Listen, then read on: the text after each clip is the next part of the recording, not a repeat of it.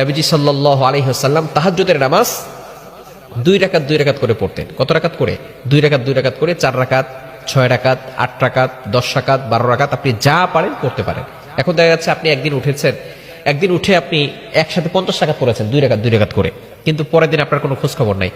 এটার থেকে আপনি দৈনিক যদি 4 রাকাত, 2 রাকাত করে 4 রাকাত অথবা 8 রাকাত, রাসূলুল্লাহ সাল্লাল্লাহু আলাইহি ওয়াসাল্লাম ম্যাক্সিমাম সময় 8 রাকাত পড়তেন।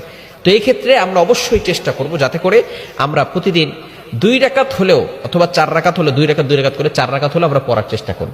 একদিন উঠে অনেক পড়লাম, এই আমলের থেকে আল্লাহ পাক রব্বুল আলামিনের কাছে ওই আমলটা বেশি প্রিয় যে আমলটা অল্প হলেও প্রতিদিন করা হয়, দৈনিক করা হয়। এই আমলটা আল্লাহ তাআলার কাছে বেশি প্রিয়। এজন্য আমরা দৈনিক যখনই উঠে আমরা অবশ্যই 2 রাকাত করে 4 রাকাত পড়তে পারেন, 6 রাকাত পড়তে পারেন, 8 রাকাত পড়তে পারেন, এতে কোনো সমস্যা নাই।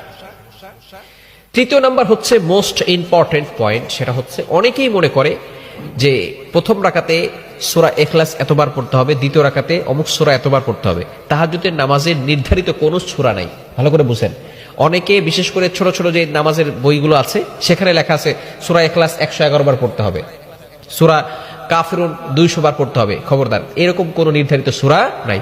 যেই সূরাটা আপনার কাছে পছন্দনীয় হয়, যেই সূরাটা আপনার কাছে ভালো লাগে, আপনি সেই সূরা দিয়ে তাহাজ্জুদের নামাজ পড়তে পারবেন, এতে কোনো সমস্যা নাই।